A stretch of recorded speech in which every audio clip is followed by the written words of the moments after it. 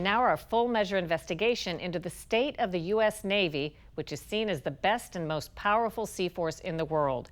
But back-to-back tragedies in 2017 provided a disturbing window into some critical weaknesses you might not have heard about. As global developments promise to further challenge the Navy, we look at a sea change some say is needed to ensure our national security. This is the Navy destroyer USS Fitzgerald in a training exercise. Just a few years before an epic tragedy struck. On June 17, 2017, in the middle of the night off the coast of Japan, multiple crew members on duty aboard the USS Fitzgerald made a series of errors that led to a collision with a foreign cargo ship. Bryce Benson was the U.S. ship's commander. He's speaking on camera for the first time. I was sleeping, and a 30,000-ton tanker came bursting through my cabin. Inches from crushing me, but piling a wave of debris on top of me. So that's how I woke and realized that we were in a collision. These are some of the pictures he later took. It was the deadliest naval accident at sea in 4 decades. Was there water coming in? Was this ship at risk of sinking? Yes. And what happened? First of all, my crew saved the ship. It is, unfortunate that we did lose, 7 of the bravest men that I ever served with.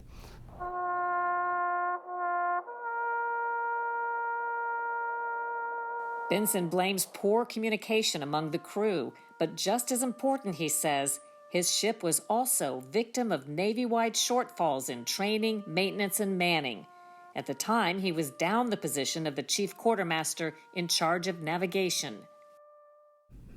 I never had that position filled in the entirety of my tour. Could that have made a difference the night of the collision? Potentially. We trained on the margins in between operations. We were going down to the South China Sea to conduct operations. I was concerned, as rightly so, about those operations. And also I was concerned about my manning and other events on the ship that really pulled my focus away on what should have been the most important thing, was safe navigation. In any event, Benson accepted responsibility for the collision. There's no doubt that there was failure among my team. At a very high level, a 3-star admiral held me accountable as the commanding officer for the failures of my team. He received a reprimand and he was removed from command, which put his military career on the path to an early ending. But then something happened. A few weeks after the USS Fitzgerald accident, another Navy destroyer, USS John S. McCain, collided with an oil tanker off of Singapore. 10 more sailors died. The back-to-back collisions, deemed avoidable and the fault of commanders and crew, drew sharp criticism of the Navy and prompted a fleet-wide review.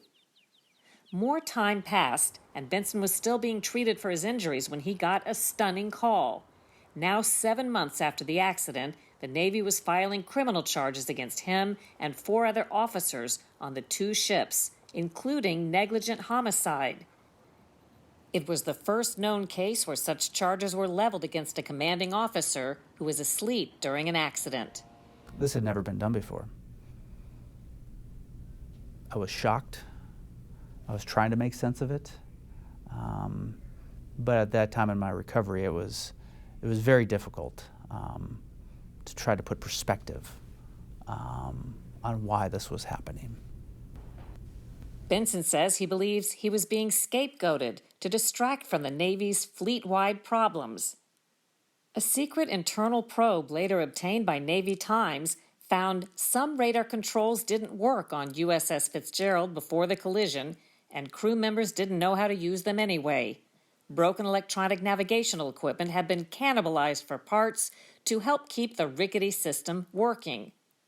Janine Davidson was Undersecretary of the Navy back in 2016, the year before both collisions. She says she was alarmed to learn of readiness issues, including $800 million in ship maintenance that had been put off. We're definitely unlucky because of the operational tempo and the focus on the wars. It took the focus off of the Navy. But then are we unwise because we're not able to articulate just what that means for the security of the United States? The troubles date back nearly 2 decades, according to the Government Accountability Office, or GAO. Conflicts in Afghanistan and Iraq left the Navy overworked and understaffed. Tensions in Asia and Russia have piled on more demands.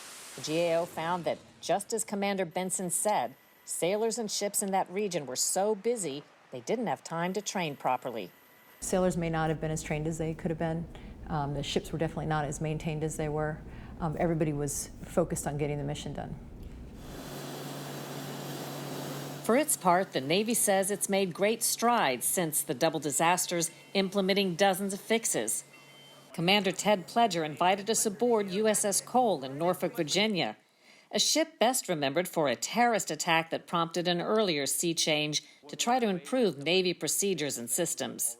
On USS Cole, almost 20 years ago, we were attacked by a terrorist in Yemen while refueling and sustained significant damage. 17 sailors died, and this ship has seen combat. So that's what we have to be ready for at the end of the day when we go overseas and we do the nation's business. The 2 ship accidents in 2017 renewed questions about whether the nation's sea force is fully prepared. You've heard criticisms about Navy readiness. What are your answers to that? Right. So, as you know, over 2 years ago, 2.5 years ago, we had a couple of very significant incidents where sailors did die, and a lot of changes have been made since then. And I can say, coming out of our maintenance phase, I've seen the results in a lot of those changes. Charge the hose! Charge the plug! On the day of our visit, sailors were training for a fire emergency on USS Cole. Pledger says the Navy has boosted certification, training, and equipment. 20 feet and steady. 5 knots. 5 knots. There's a new deck course for junior officers like the ones who guided USS Fitzgerald when it crashed, and improvements in the Combat Information Center. You mentioned Fitzgerald. There's some communication issues between the folks in combat and the folks on the bridge. So now we're integrated in our training and our approach, and I think it's really good to have that. It's very helpful. For people who say that after those incidents, the Navy did not want to accept the fact that there were readiness issues, you seem to be saying that's not the case. Well, I think getting underway and taking ships to sea and preparing for combat operations is an inherently dangerous business, and there are always going to be challenges associated with that. But what we've done is we took an organization that was the best in the world, and we've just made it even better based on some of the lessons that we've learned. The GAO says even with all the focus, Navy readiness, measured by staffing, training, and working equipment, declined overall from 2017 to 2018. GAO says improvements and investments in training will help, but take many years. Manning and maintenance are still issues. Many shipyards are old and in poor condition and need over $20 billion in modernization. And the Navy projects it cannot support 1/3 of needed maintenance over the next 20 years. As the Navy fought to bounce back from the 2017 fiascos, Benson successfully fought the criminal charges. The military dismissed them. But the Navy wasn't through with him. The next day, he was hit with a censure and months of additional administrative red tape to determine his retirement rank. He won that battle, too, and last December retired due to medical reasons at his full rank. There is no winner in this outcome. At the end, I don't feel that the problems were addressed, and there are 7 of the bravest men who lost their lives, seven sets of parents who lost the brightest stars in their universe. I think it's important for the commanders to understand, and 2, for the public to recognize those were the circumstances in which we were operating in 2017.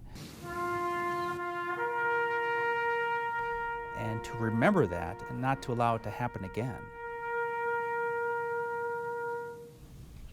The Navy has gotten $25 billion more tax money than it planned for since 2007, but is still 46 ships behind its goal. Coming up on Full Measure, how would you like to get paid to leave the country to find better deals on prescription drugs? That's next.